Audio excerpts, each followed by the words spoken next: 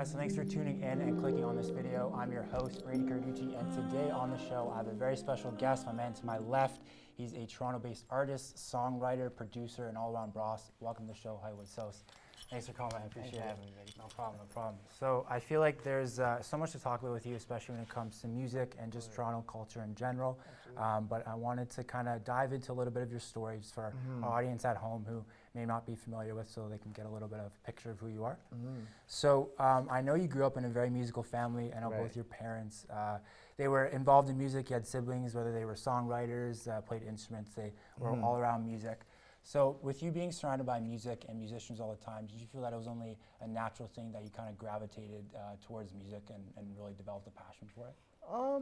I don't know if it was like so much of a natural thing, in that when you're used to something or something is the way that it is in your life, you don't really focus on it. I think like a lot of the time, the reason talents are hidden talents or they become hidden talents is because people are just like, I do this naturally.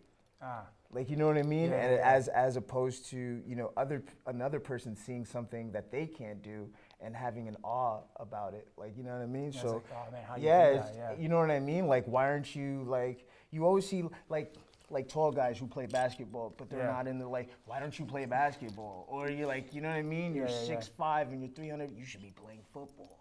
Like, you know what I mean? And and somebody, like, they might be able to move there and that's what they do, but they're like, it's not really what I'm focused on. Like, it's, you know not, what I mean? it's not what they're interested in. It's, Exactly. It's not like their gift, you know? Exactly, but at the same point in time, I've always had a love for music. You know what I mean? Yeah. Like, it being what I was surrounded in. It was just a natural way of life, if anything. Like, more than, like, you know what I mean? Like, yo, I have to do this because, you know what I mean? So who are some like early inspirations from you on the musical side, like artists that you would look up to, that you would, you know, if you're in your room or you're in your car, who would you be blasting? And you're like, man, one day I hope to work with them, or one day I want to kind of model my style after Early them. out, it was Lil Wayne, like young Wayne though, like Block is Hot Wayne, you know what I mean? Because I was born in Toronto, but a large part of my younger years were spent out in Orlando, Florida, like, you know what I mean? So Southern music was something that was just like, you know, obviously like Cash Money, Your No Limit and stuff like that. So, but specifically Lil Wayne, early out, Biggie Smalls, obviously. Biggie Smalls is the reason I rap. Like, really? Okay. Like, so yeah, well, yeah, absolutely. I mean, I've surrounded by music and whatnot, but I think hearing him on Victory for the first time, I was really young when I heard it too, and I was just like, wow, that's amazing. Like, you know what I mean?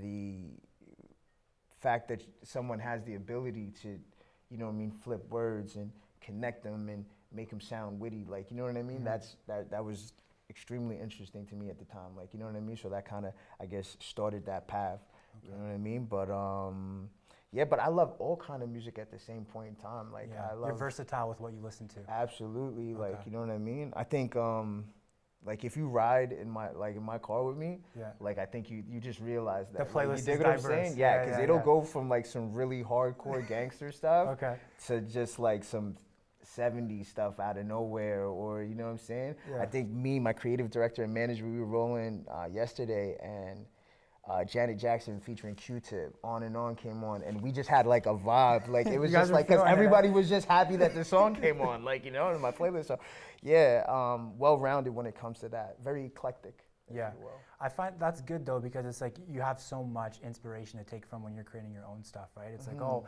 man, I was listening to that dancehall song the other day and I loved how that sounded. Absolutely. Like, why not incorporate that into what I'm trying to do? Absolutely. And I think being from, you know, Toronto and Torontonian or Canadian rather, being that we're like a molten pot, you know, we're eclectic at our core, because we have access to so many different cultures, you know what I mean, nationalities and whatnot. We're in such close capacity here, and we're one of those cities who really we're really good at getting along with like everybody. That's like, true. You know what I mean? Yeah, like, we have our ills, like every city has its ills or whatever, but I mean, I think everybody has, when they were in school, had like one Asian friend, one Indian friend, one black friend, one white friend, regardless of what race you were. Like, you dig what I'm saying? And that's the culture, that's the vibe out here. So, yeah.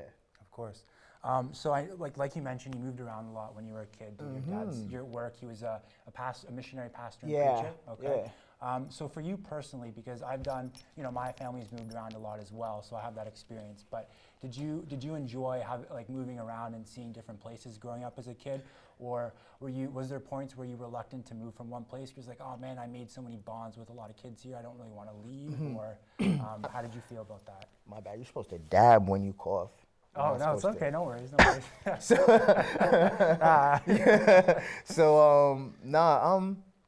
I think that in specific, probably Orlando.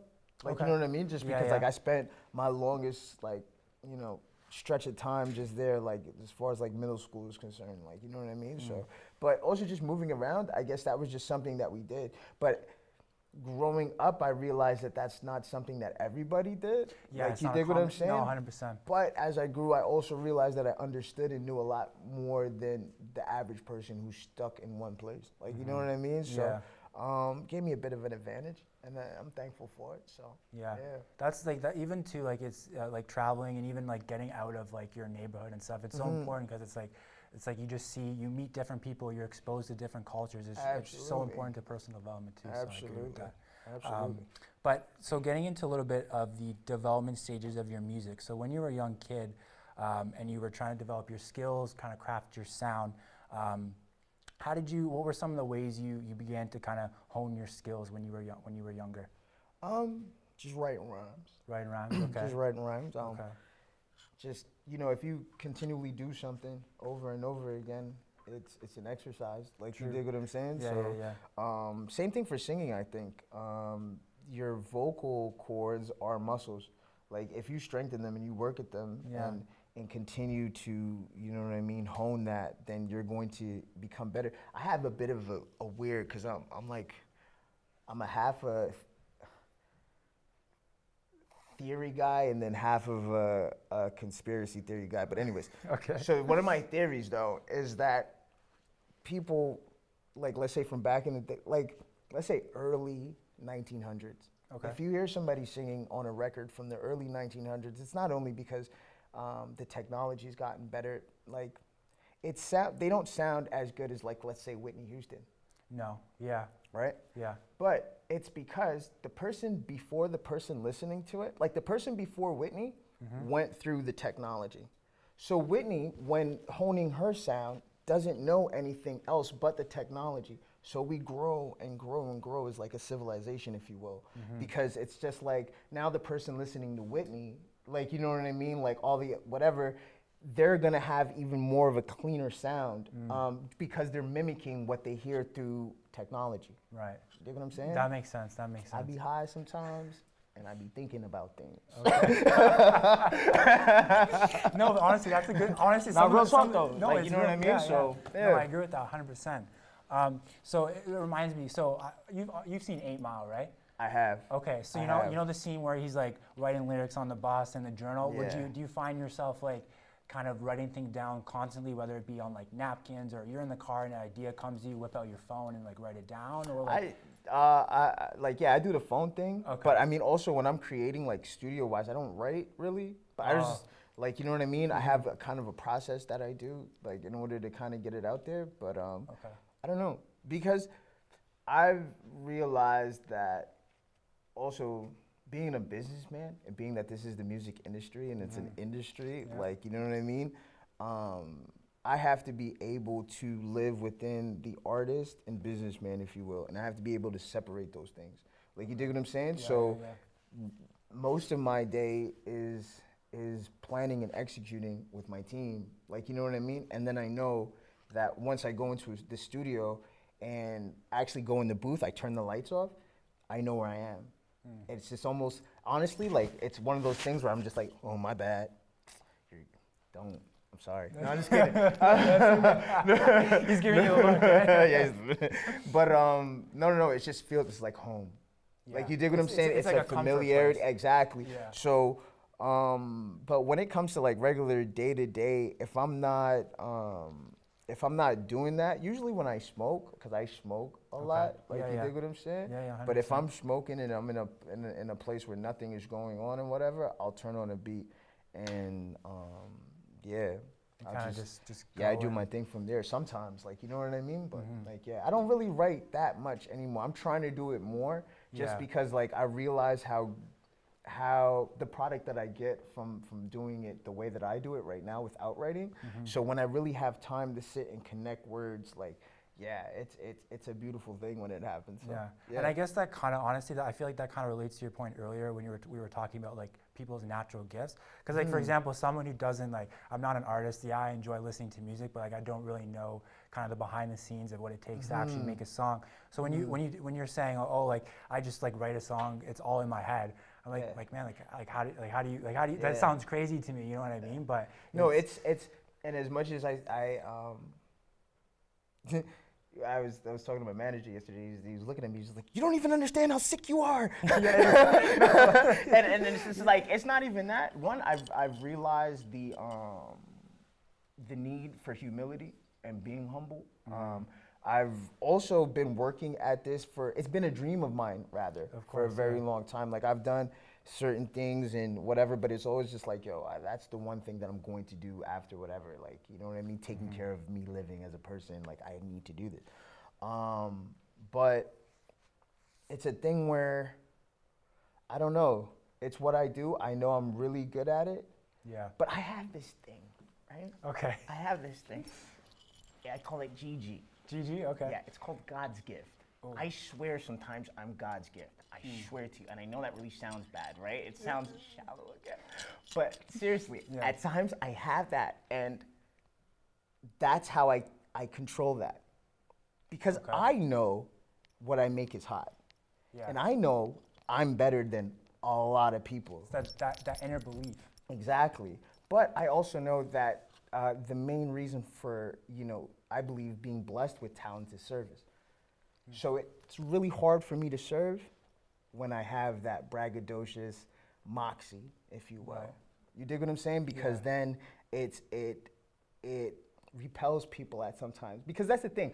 Like the way that I praise myself, like it's hilarious, but I'm gonna go all the way with it. Why not? Yeah, like you dig what I'm exactly. saying? Because I feel good about me. Yeah. But at the same point in time, like some people don't understand that in me feeling that way about myself, it's not that I demean you or feel like you're low. Like you dig what I'm saying? I just love me. So the humility balances that out. You know what I mean? 100%. Being cool and staying calm balances that out. Yeah. Like you dig what I'm saying? Also, too, is like a point to that is like you can't like serve someone else if your cup isn't full. Like if you don't believe in yourself, you're not feeling yourself. How are you gonna help someone else? Or even through your music, how are you gonna help that kid who listens to you? And like, man, like you really inspire me, or you got me through that tough time. You're not gonna be able to put that same energy and message into your songs. The sad clown. Yeah. Yeah. Actually, the sad clown is like, the sad clown, right? No. Sad clown is like, you ever seen a picture of a clown and he's just down? Oh, yeah, okay. Yeah. And it's the guy who goes out there and makes everybody laugh and is not happy themselves. You never thought it was that deep, hey? Yeah. Oh. But that's really what it is. True, it's the guy who goes out there, and you have so many performers and entertainers and people who are out in the limelight, and their job every day is to go out there and make other people smile and make other people happy and make other people laugh, and inside they're just empty. Yeah. You know what I mean? And inside, like, they go back to their space and their corners, and they're going through the most. You know what I mean? Yeah. So but you would never guess from the outside because they keep it a facade. Exactly. You know what I mean? If you keep the same face for long enough, you'll know how to go to it at any moment. Yeah, it becomes second nature. Exactly. 100%. So I wanted to talk about along the music side, One Umbrella now. No, I'm just kidding. Absolutely not. Nah, for sure. So I know you played a big role in One Umbrella's development, one of the founding members. 100%. So for people who, I'm sure a lot of people are familiar with One Umbrella, but maybe for those who don't really know what it is, can you just give a little bit of background onto how it started and what the brand represents as a whole? One Umbrella is, the fam would say One Umbrella is a lifestyle. Okay. They would say it's a mindset and it's a way of living. It's a go-getter's attitude. You know what I mean? Like and I think one of the cornerstones in as far as ideology is concerned, as far as One Umbrella is concerned, is going beyond your limit.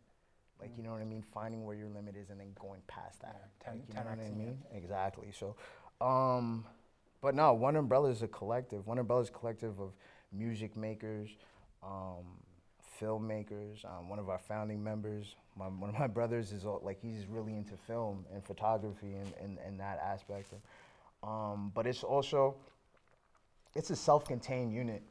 You know what I mean? Yeah. We have a lot of the people that we work with, come with many talents.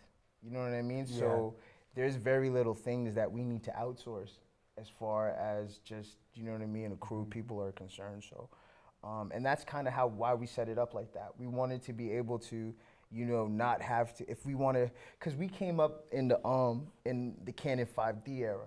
Okay. Yeah. So the Canon 5D era it was the era when everybody was going out and shooting their videos themselves. You dig what I'm saying? Yeah, and Soulja Boy was he was recording himself. Like, you know what I mean? Mac just came out with the new Sleek joint. Like, you dig what I'm saying? So, and it had GarageBand, and you could do so many things on it. Yeah. I went to jail, came home, right? Don't be worried. I was like, damn, I didn't know he was going here. No, but listen, I came home and I seen that computer, the desktop, and I didn't know how to turn it on, because I was just like, where's the tower? Oh, crazy. Jesus. Okay. You dig what I'm saying? Yeah, that must have been like a yeah, wide just to give open you moment. the circa, the frame of time, like, you know what I mean? But it was a time in which you took your future into your own hands. You uploaded it to DatPiff. You uploaded it to YouTube. These things were new at that time. Like, it was a nuance. Or like you know what I mean? or something like that. Exactly. Yeah. So in doing that, in coming up in that time, we were like, okay, this is what we have to do. You know what I mean? Also, you know, our heroes of yesteryear rather, being your Jay-Z's and being your Dame Dashes, being your Cash Moneys, and all these guys who were businessmen and artists at the same time. So to us, it was like, you can't play it any other. Why would you only do one thing? Exactly. You know, when you're multifaceted, you know what I mean? You're able-bodied. So yeah, that's One Umbrella at its core. You know what I mean? Yeah. And we're sexy. Yeah. That should be said. We are sexy. and the style comes with it too. Absolutely, absolutely. You gotta have that. You know what I mean? You gotta. That's one thing too, man. When it comes to hip hop, like, everybody, you know, standing there and you're rapping around 10 guys that you don't trust. You don't trust. You know what I mean? And it's just like, that's not what hip hop is. Hip hop is like self-expression. Like, I get it. You know what I mean? Being somber and being, like, you know, cool, but man, you be too cool, you gonna lose. Like, you know what I'm saying? Yeah, you're gonna out-cool yourself. Like, you know what I mean? So yeah, we love to have fun and enjoy this ride and enjoy music. You know what I mean? Music is just so passionate about music, and I think everybody on my team is so passionate about music. And they understand that, you know what, this is my contribution. I don't have to sing it, I don't have to create it. You know what I mean? I can come with my skill sets, with the things that I find important and interest me, and make it bigger than it is and add value. Like, you know what I mean? That's the most important thing. 100%. Now, for you and your team and the whole One Umbrella crew, are you guys very critical in terms of what you put out? Like, do you guys do drafts and drafts, or, you know, if something's not right, like, will you guys be pretty open with the criticism? If it's not hot, it's not. It has to be hot. Yeah. Like, and you know, what we'll do is, you know, well, for me personally, when it comes to my team, what we'll do is, like, I have studio sessions in which, like, I'll let them hear, like, the new stuff that's coming out. But the new stuff that I let them hear are stuff that me and my engineer, Gregory Gruns, are really happy about and excited about. You know what I mean? We have nights when we go in there and it's just like, okay, like, it's just working out, and, you know, we have songs that are just like whatever, and nobody. And the funny thing about that is, because I songwrite for other people as well, is that the songs that I'm not excited about fit other people really well. Okay. Like, you know what I mean? So we have those there and whatever, but when we have, like, certain, you know, tracks that we're just like, yo, that's it. Like, it's gonna go, Yeah, my engineer, he's you know, comes from a Jamaican background and that. So his thing is like a hit dot. You know what I mean? So whenever I hear a hit dot, like, you know what I mean? It's like, that's the one. Like, you dig what I'm saying? So we rocking with that. So yeah, it's a beautiful experience. I love music, man. Yeah. Especially when you're creating it and you just you see from the different pieces to the finished product to then it was distributed, and you get to see people's reaction. I think if I was an artist, like, the people's reaction would be like top 3, like, oh my god, you know, best parts about it. I think everybody with that does something has that little bit of look what I did in them. Of course. Like, regardless of whatever you're doing. Like, you know what I mean? And that's a part of, you know, human emotion, is to be congratulated and to be praised, and these things are important. Like, you know what I mean? When you really do something that's, you know, noteworthy. So. Of course. Now, how do you follow up to that is how do you, like, when looking for that recognition, I feel like there's also a line too where you don't want to be looking to people too much for like validation. So how do you find that you separate where at the same point in time, it's just like, I don't look to anyone to validate me myself. Like, you know what I mean? But it has to come to a point where it's just like, yo, are the people around, because obviously you're gonna let the people that are closest to you see what you're doing. The problem with that first, right? Yeah. The problem with that is that the people around you probably like you. Yeah. There's a good chance they like you. I would hope. You dig what I'm saying? And some of them love you, and some of them don't want to break your heart. Yeah, so those people are not going to keep it 100% with you. They're going to dig what I'm saying? So it's like for me, I don't shy away from that. The heat test, I got to take the heat test regardless, because it's just like, is it working? If it's not working, the businessman in me, like the artist in me, just wants, yo, you're supposed to love everything I make. What are you talking about? But then the businessman in me is just like, no, we're about to put marketing dollars in this. So it's about the bottom line now, once we've made that decision. So getting into more of the music, you just dropped your recent single called Wristwear not too long ago. Wristwear, yes, go stream that, Spotify, Apple Music, 100%, definitely. 100%. So what was the inspiration behind this song, and then who are some of the people that you worked with on the song to, you know, to put it together and to get it to where it is? Usually when I make music, the inspiration is the music that I'm going on, the instrumental that I'm going on. Because I said, the way that I create, it kind of comes out just at one time. Like, you know what I mean? It's not, I found when I try to predetermine what's gonna go on, like a record, it doesn't go right. Like, I have to allow myself to be creative and let that melody speak to me, that cacophony of sound. It has to, because that's the thing, I'm an instrument in that orchestra. That's true, yeah. I'm not, because I'm the vocal point, you know what I mean? A lot of people will be like, nah, it's about me. But if you're not working in tandem with everything else, then you're just standing out. This whole thing is supposed to work together and mesh together and be like synergetic, if you will. Yeah. Okay. I never thought about it like that, but it's true. Absolutely. 100%. Because it's a good song. It's not a good, you're not good. Like, you know what I'm saying? Like, it's a good song altogether. And if you take it like that, like, and it's just like, okay, how do I fit in the pockets perfectly? And how do I, you know what I mean, bring out the best of the production that's around it? Right. Then you realize like it's a relationship that happens there, and then you go forward. Because it's like, for example, if you're in a band and let's say the guitar player's not playing the right strings, and even when you're singing, if you're not hitting the right pitch or your falsetto, your cadence is down. Standing out. Some standing out, yeah. Absolutely. 100%, I get that. Absolutely. So on Wristwear too, I know you shot the music video for it in Toronto, right? 100%. Okay, of course, you got to shoot that. Shout out to Charles and Visuals for that. For shooting it, they shot for shooting it. He was the brain behind there, and we kind of got together and we're just like, yo, we just want to run and gun something and just, you know what I mean, get some really dope shots. And he has an amazing eye, and you know what I'm saying, he shoots really well. Like his color grade and everything is very cinematic. And you know, being Hollywoodsos, it was the perfect like meetup, you know, and then meshing. So shout outs to him, 100%.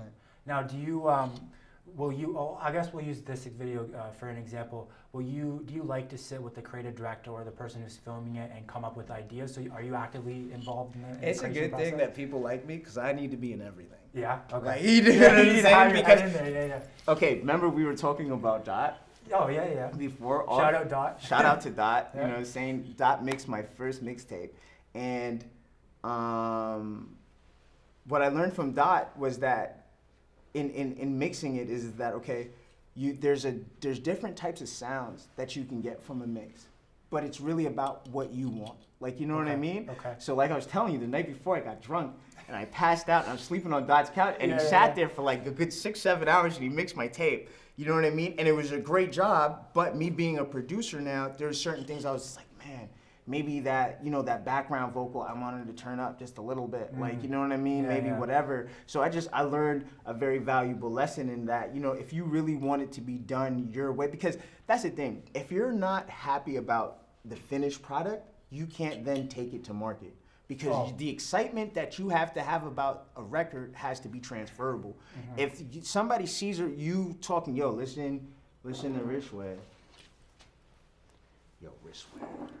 It's different. Yeah. Like, you dig what I'm saying? The way you present it. Exactly. Yeah, like, you know what I mean? But I can't be excited about a product if it didn't come to fruition exactly how I wanted it to, because I'm in control of it as a producer. Yeah. You know what I mean? So, forgot what I was saying. No. But that's actually funny because speaking of Dot, he literally said the exact same thing. Dope. And so that just, you two are obviously, same wavelengths on that. Yeah. But that's true. It's like you can't, I feel like for you can't, correct me if I'm wrong, but if you were to put out something that wasn't 100% how you wanted it, I'm assuming you're going to be thinking about it. You're like, oh man, I should have did this better.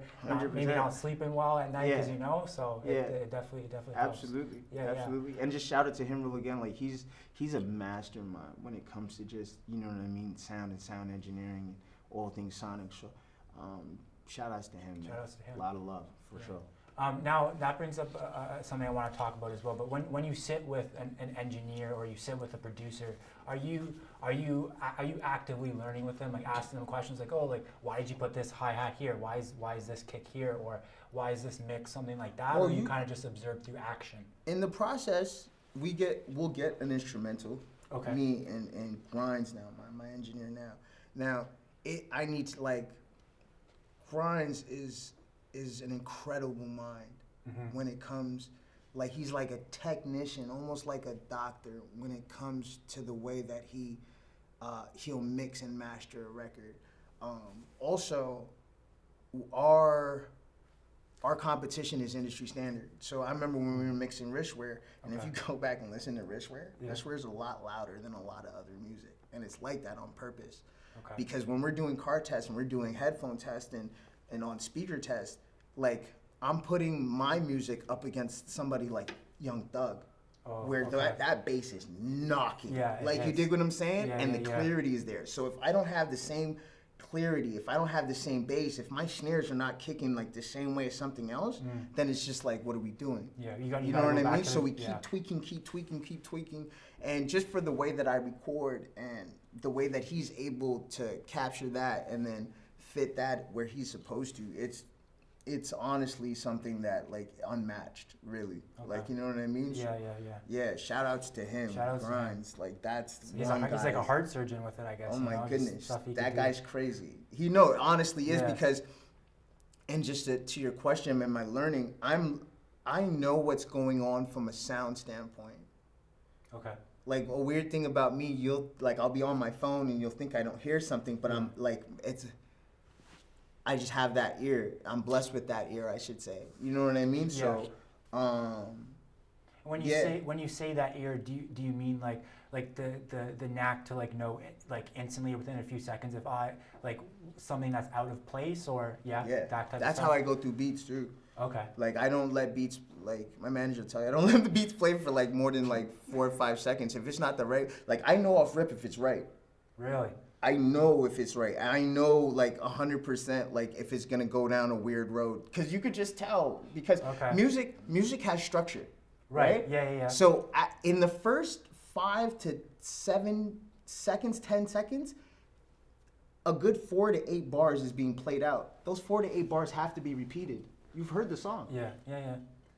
You've heard the song. I guess. Like, you know what I mean? Yeah, but you also have to have, like, that foresight to know, okay, there's only 1 or 2 ways that this can go after this drop comes, because there's a drop that's coming, like, and then that's gonna set the tone of the song. Okay. Like, you know what I mean? Yeah. So I don't know. I don't like to waste time with bad music. Like, you know what I mean? Yeah. So only waste your time on good music. So. That's it. Yeah. It wouldn't even be a waste of time. Exactly. It's just time in like, general, you know what I mean? 100%.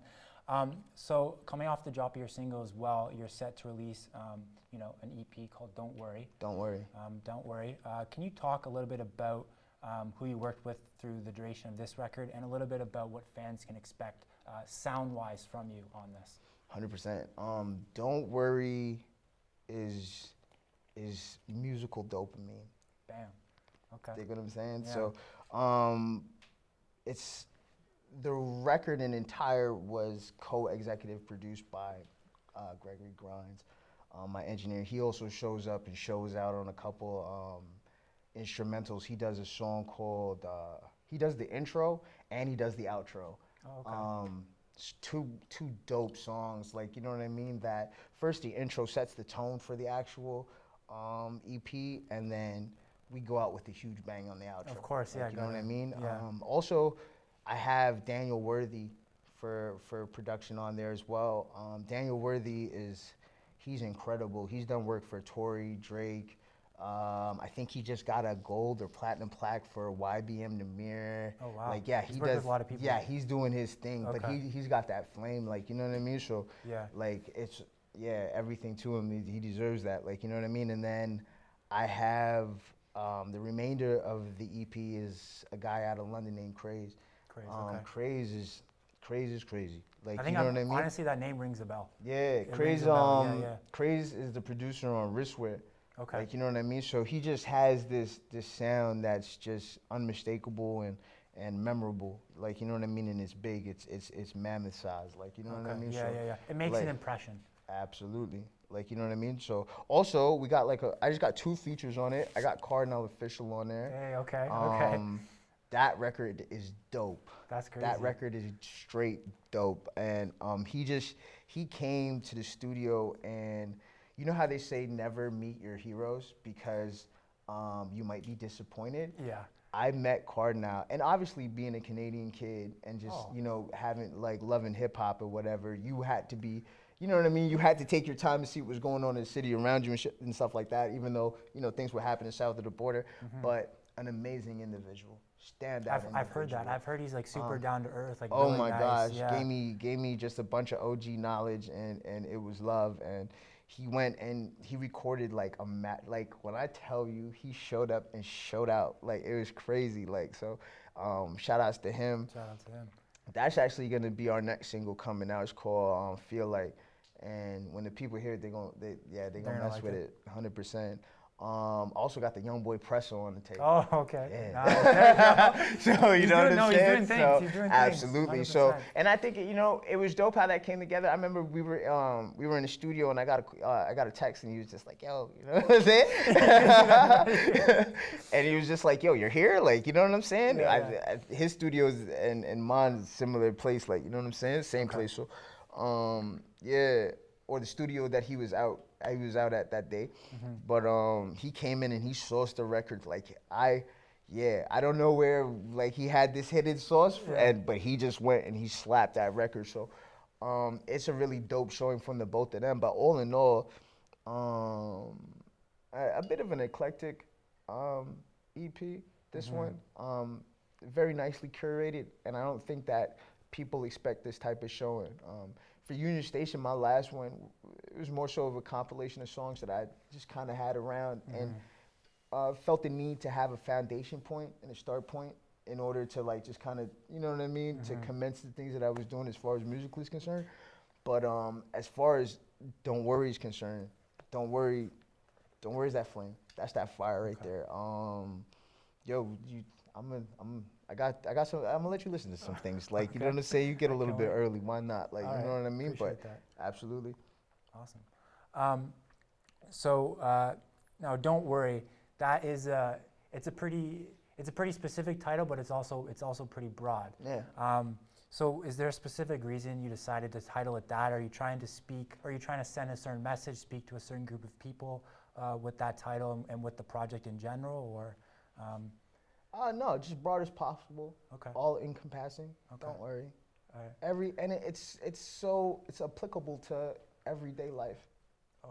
You know what I mean? 100%. Like, just because when you look at it, or it is said rather, that every decision and every emotion in life comes from two places, either fear or love. So you have, like, that's based on why we make decisions. That's based on why we live our life. It's either fear or love. You know what I mean? So, in life, everything is going to be what it's going to be. It's going to have its ups and downs, obviously, just because it's Peaks life. and valleys. But just don't worry. Like, you know what I mean? And I know Yeah. that sounds simple just because people could be going through a lot, and just to say don't worry, like, but honestly, that's something that's gotten me through, like, you know what I mean, my toughest of times. It's just being like, you know what, don't worry. Yeah. You know what I mean? We're gonna figure this out. It has to get figured out. Like, you know what I mean? I've always had that. There was never like a stop. There was never a, oh, this is the big one. Like, you know what I'm saying? Like, we're gonna figure this out. Yeah. We're gonna get through it, and we're gonna keep moving. You know what I mean? Because you have to. Yeah, and what's funny too is I'm sure you know who Steve Harvey is, right? I do. So I was watching. He has this series on YouTube called Motivate. So I was watching one of his videos, right? And he was talking about that exact thing about fear and how a lot of people have a lot of fear. We make a lot of our decisions based on fear. Absolutely. But he was saying, he's like, man, if you, like, regardless if you're a religious person or you're not, if you think about it, God has gotten you through everything because you're standing here today. Absolutely. So you gotta have that same faith Absolutely. and that same belief that He's gonna get you through whatever you're worried about today or whatever you're worried about 2 months from now. How many sperm cells go to it? You know I was going there. How many sperm cells go to the egg? Like the Tons. whole, it's like tons and trillions and millions of little guys. Yeah. The minute you're born, you're a winner. Because you got out of all those little sperm cells, you won. Like, you know what I mean? Yeah, like, I know. won. 4,000 to 1, that's the odds. Born a winner. Yeah. Like, you dig what I'm saying? So you just have to expound on that. Really. Expound on the fact that, you know what, I had a winning start regardless of out the gate. Out the gate. I had a winning start. Yeah. You know what I mean? How do I replicate that? How do I make that a way of life? Yeah. That's it. But I also feel like too, like in tandem is like the world like almost like beats us down and we lose that initial, like when you're a kid, you know what I mean? It's like, oh. I was watching The Lion King and Timon said something beautiful. Okay, what did he say? Said, when the world turns its back on you, you turn your back on the world. No, I'm just kidding. that's a bar right there. No, yeah, the world's gonna be what it's gonna be. You're going to, especially for entrepreneurs. Yeah. The entrepreneurial journey is not measured in longitude, it's measured in latitude because you're continually climbing. Yeah, continually going up. So it's like a thing where you're always going to run into it. Like when you're walking and climbing is two totally different things. You're always using and exerting energy when you're climbing. Walking the same thing, but nowhere close to climbing. Yeah. Like, you know what I mean? So if you're really out for the gusto, you have to understand that these things are gonna happen. So if you already pre-place your mind that, you know what, and that's why you can ask my team. I always start, I'm not a worrywart, but I break things down from the end first, and I always think worst case scenario. What's the worst that can happen in this situation? As soon as I identify what the worst is, I deal with what can come with that and the feelings and the emotions that are concerned with that. Okay. You dig what I'm saying? Before it even happens. 100%. So once that, how do I feel about this? You know what I mean? How can I change this from happening right now? Because I know this is the worst case scenario, and anything else is It was gonna happen with no, anything else better than the worst case scenario. Oh, better, yeah. We're good to go. Yeah. Like, you know what I mean? Yeah, But the worst case, as long as I'm prepared for the worst case, and I move in the knowledge that I have to be prepared for the consequences and the repercussions of my actions on an everyday basis, I'm good to go. Yeah, and if you can deal with that, you're okay. 100%. Yeah. Everything that I'm into, I got to deal with, I'm good to go. So that mindset that you're talking about right now, was that something you developed over time? Did your parents instill that in you? No, or? you go to jail, and that teaches you responsibility. Okay. No, you dig what I'm saying? Yeah. And I know that's why, and I don't even mean to bring this up, but just, I have to say it. You like Tekashi, right? Yeah, oh, yeah. Tekashi. It's weird because you hear a lot of mixed opinions on it. You hear, you know, obviously the thugs, stop snitching. You know what I'm saying? Yeah. And I dig it. Like, you dig what I'm saying? But, and then you hear regular people who have regular everyday lives and they're like, well, you know, if they were robbing me and they were doing all this to me, then, you know, I would turn around and I'd probably do the same thing. I can't blame the guy for wanting to get out of a situation that he himself didn't put himself in. But that's the thing. Being a part of nonsense and being privy to nonsense and being involved in nonsense means that you knew what was going on. We are perpetuating a terrible narrative to our kids and the second generation that's coming. Because what we're teaching them is that you don't have to have responsibility for your actions if there's someone close enough for you to point out. It's a dirty way to live. Yeah. You know what I'm saying? When we should be telling people, you have to deal with the consequence. You have to be responsible. Irresponsible human being, like, where would the world be without principles and precepts? I don't get up. It'd be chaos, yeah. You know what I mean? What did we do? We had 6 a.m. yesterday for the last for our interview. Okay. Shout outs to Humble and Fred. You know Humble and Fred? Yeah. Great guys. Yeah. But I did not want to get up at 6 a.m. Yeah, it's early. It's early. You dig what I'm saying? Yeah. Because that's just how I felt at that time. But my feelings are subject to change. But the principle of the situation is that I gave my word to be there, so I have to be there. You dig what I'm saying? 100%. So we shouldn't push this narrative. We shouldn't try to understand it. If you do certain things, there's consequences for certain things, and you need to deal with the consequences of those things. Well, You know what I mean? that's a success habit right there. You said, "Oh, I didn't feel like it, but I still did it anyways." Absolutely. Despite, what I'm feeling was not really. It's the principle. 100%. I'm not gonna feel the same way every day. Yeah. Like you Yeah, know well, what I mean? no one is. No but one the is. principle of the situation is I have to do what I have to do. 100%. Absolutely. 100%. So I want to talk a little bit about shows because obviously you've done tons of shows in the past. I got shows. Bam. I got shows. Little acapella joint there. I'm sorry, I don't know where that came from. I tried to follow like that, but my felt singing like would probably be saying terrible. Okay, go ahead. No, I was gonna say is for your core fan base, obviously they would know what the type of energy you bring to shows. But Yeah. for someone who's just stumbled upon your music, or is going to be listening to it fairly soon, what can they expect from a Hollywoodsos show? You can expect me to perform the music. Okay. I'm very descriptive in my body language, if you will. You know, my body. Pause. But you know what I mean. I'm not jumping in the crowd every day. Oh no. Okay. I'm not climbing up to the craziest heights. And no. Yeah. You know what I mean? I'm not doing that. Yeah, But what I seek to do, just like with the music, I seek to establish a relationship with the crowd. Okay. Because my set is curated a certain way, I'm taking you through a musical journey. And if I do my job, then you're going to feel that journey, and you're gonna feel like the highs and lows of it, and at the end of it, you're gonna be left feeling like, wow. You know what I'm saying? I'd see him again. Yeah. You know what I that's mean? what you want as an artist as Absolutely. well. 100%. You know what I mean? Now, how do you do you have a specific routine to get yourself ready to go on stage, or do you kind of just show up and go on stage, or is there like a routine that you do? Or? No, probably just, circle around with the team, offer up a prayer, and then we keep it popping. Keep it simple. You know what I mean? Shout outs to my DJ, T Junior. T Junior. She's dope. Yeah. She is dope. And when I get on stage, there's that relationship. And you know what I mean? That's my ace. That's okay, listen, we're going to war right now, me and you.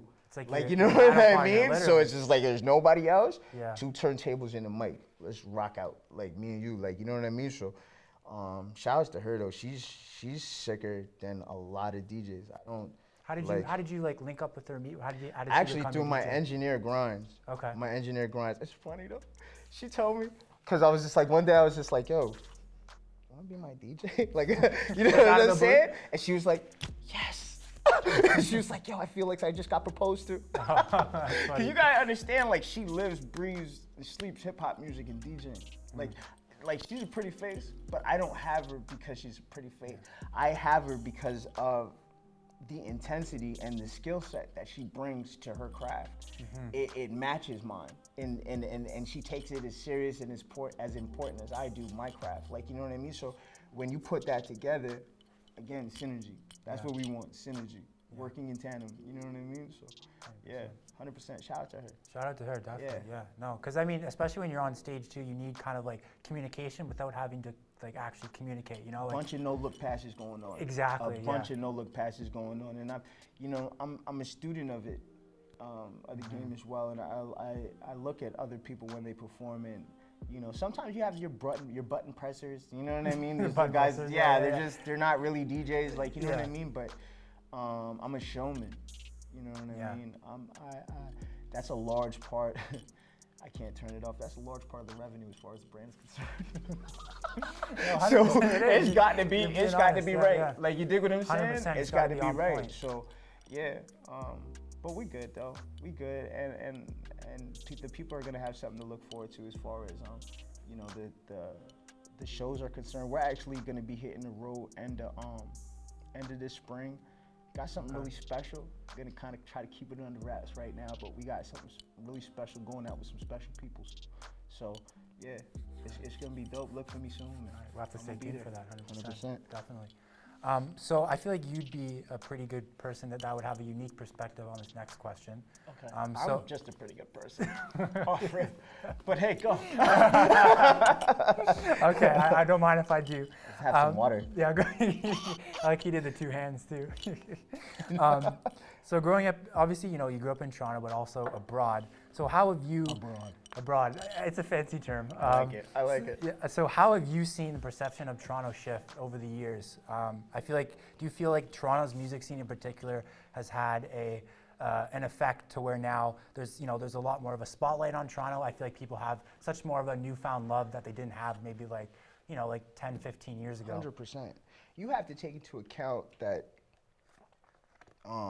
mainly Drake first. Of course, shout out to Drake, definitely. 100%. Not only did he put Toronto on, but Drake made it cool to sing. Like, we really have to take that and look at the trajectory of the industry. Now, mind you, I give it to Tory coming up because he took it and just ran with it. Yeah. Like, you know what I'm no, saying? yeah, he And did. then, and that being that, like, you know what I mean? The two of them kind of sparked the wave, to be real with you. Like, you know what I'm saying? So, And they made it industry standard almost. absolutely. You know what I mean? And that's kind of, I mean, I'm not going to call you out, but it's just a little bit of a slight to those who've come before us, but we're not going to say anything. You know what I'm saying? But it was for the first time that, you know what, like, we were up on what's going on, and we weren't only up on what's going on, but we were ahead of what's going on. Ahead of the curve. Exactly. Like, you know what I mean? And it's, right now, you got, like, what?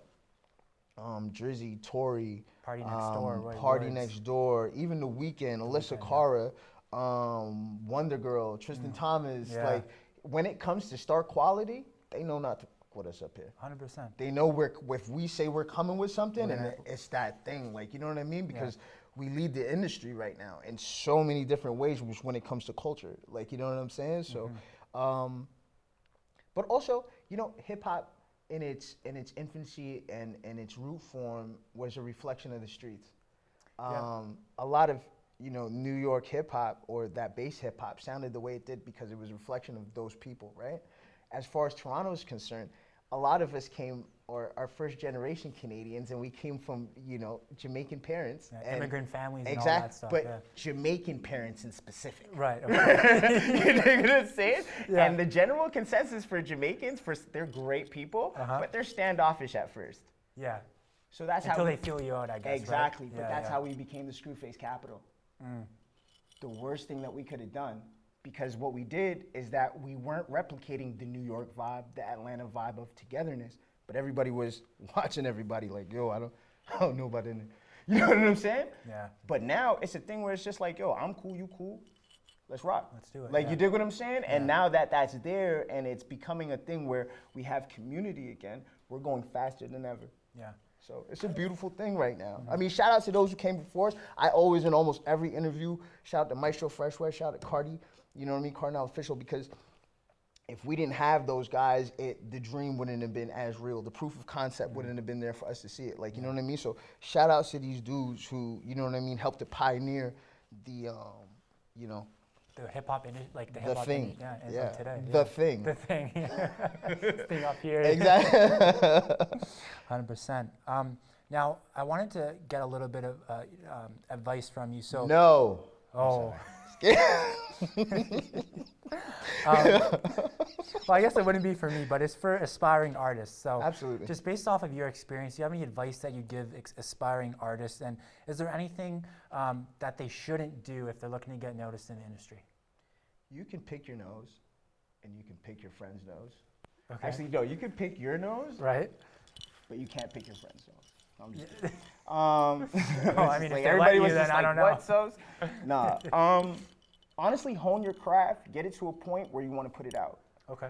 Do that. The best way to do that is just to take polls. Like, let everybody listen to it. Like, you know what I mean? Everybody, like, just as far as like your close people and then people who you don't know as well. Because obviously your close people are gonna give you, if they like you, they're gonna give you encouragement, and they're gonna be like, yeah, You did a keep great going. job, But yeah. keep going is not the best thing all the time for an artist. Sometimes an artist needs to hear stop. You need to like because this is off or that's off. Some people, especially people where, you know, they say that talent or hard work at times outweighs talent. Yeah. And sometimes you'll hear guys who are like garbage, but it's because they're putting hard work into the situation. So they're showing up early and they're getting to meetings and they're networking and they're doing whatever because they understand, you know what, I'm lacking in this way, so I got to make up in this way. Yeah. You know what I mean? So, but get around people, you know, play your stuff with people, and if they're telling you, yo, you got something, once you have something, get yourself a good team. Okay. I think it's, I mean, well, that's not like the process, but if you're putting it out and you're getting a response from the general public and people are starting to like you in groves, Yeah. get yourself a good team. Okay. Surround yourself with people that you trust who are going to be there for you, because this is a business and an industry. Of course. A lot of guys are not blessed, well, I'm sorry, I shouldn't say it like that, but a lot of guys don't have the business acronym that it takes to steer their own careers. I'm blessed to have a lot of people around me who understand my lead and understand that I know what I'm talking about. Yeah. Like, you know what I mean? So what they do is that they add value and structure to what's already going on. They You know just what I mean? assist you in what you already. What They you're allow already me to be a doing. visionary and delegate Right. in all actuality. You know what I mean? But some guys don't have the mental fortitude in order for that to happen. That's not a problem. You know what I mean? All you have to do is just be on top of the people who do. That's it. Let me know what's going on. And knowledge is power. Lack of knowledge is the opposite of power. What's the opposite of power? Weakness? Like weakness, yeah. There you go. Yeah. So it's just like you're weak if you don't know what's going on. Remember back to our question, I need to know what's going on. Yeah, yeah. You I to need be to know involved. everything that's going on, down to whatever. I don't have the time sometimes, and it's tedious, and the process at times, like, you know what I mean, gets on my nerves. But if I don't know something, then that means that I wasn't privy, or I wasn't a part of a decision that's being made with my life. Take that in. And then, like, the best thing about this job is that when I had to do the research and all that other stuff, because watching your breakfast clubs on your YouTubes or whatever, you get to watch, your VH1s behind the music, and you have so many success stories, but you have so many short stories or short fallen stories or whatever, and fallen from grace stories, and people are like, well, yeah, it was my accountant. Yeah, it was my manager. Yeah, it was like, I mean, shit, look what they did to Selena. Jeez, her manager killed her. Yeah. It's real in the field. Okay? But nah, No, you that's have, true, though. you know what I mean? But the only way that you'll understand how a person is to spend time with that person. Yeah. The two most important instances in life is first being born, and second, have the relationships that you have in life. Most important. Everything from there is good. You know what I mean? That should always be because we're interpersonal. Yeah. That's how people We're social are. creatures. Exactly. We're not lone people. Isolated people. In no way, shape, or form. No. Like, you know what I mean? So, get people around you, because most likely the people that are looking at something that you're not looking at. Just because, everybody's able. If I was to put a 7 here, you would see it or I'd see it as an L, and you could see it as a 7. If you know what I mean. So it's The perspective you're saying. Exactly, and that's what's going to get you far in life, is seeing things that you're not able to see through other people's eyes and lenses, if you will. Eyes and lens, if you will.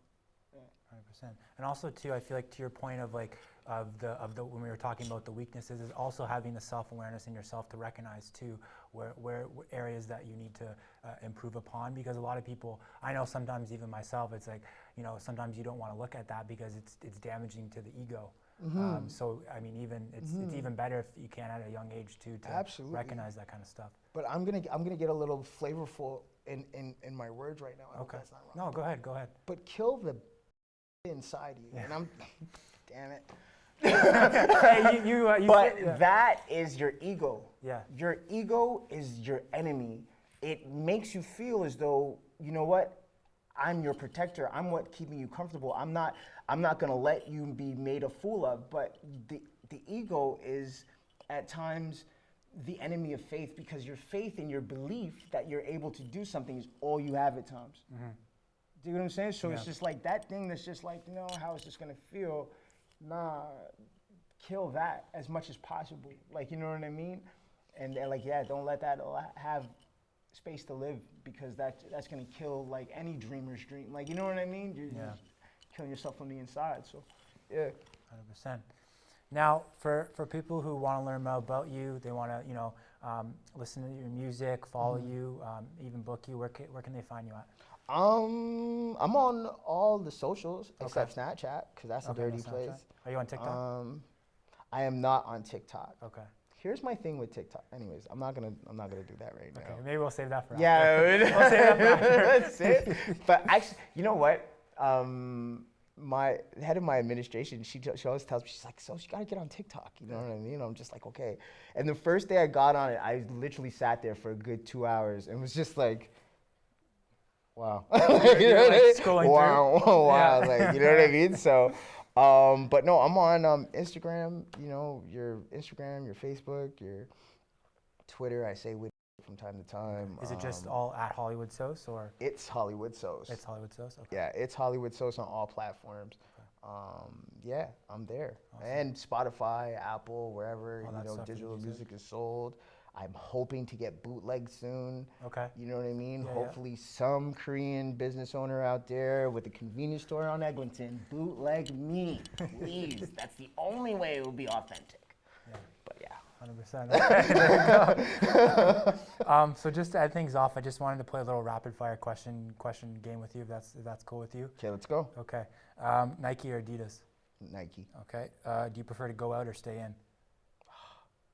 I'm an ambivert, so I'm introverted and extroverted at the same point in time. So Okay, I can't so that's give what you an call it then, ambivert. Yeah, I didn't know what it's you an called that. ambivert, yeah. Okay, okay. So kind of both, I guess. Yeah. Okay, perfect. Are you a Netflix guy or do you prefer to see a movie in a theater? Depends on the movie. Yeah, true. Okay. Depends on the movie. Okay. Are you 2K guy or Madden? Madden. Madden? Okay. Madden. Who's your team? Whoever has like 97%. Okay, so we'll go the Patriots then. I don't know. Okay. Last one, would you rather live in the suburbs or are you a city guy? Depends on the point in my life. Okay. You know what I mean? So let's go right now then. Right now, city. City? Yeah. Okay. All right. So that about wraps it up. So thanks for coming on the show, buddy. Thanks, man. Appreciate it, man. It was great talking to you, honestly. Absolutely. Thanks for tuning in, guys at home. Really appreciate it. If you guys like to stay up to date on everything Real Collective, we'll leave all of our social links down below. And we'll see you guys soon. Thank you. Like, that's the time that you actually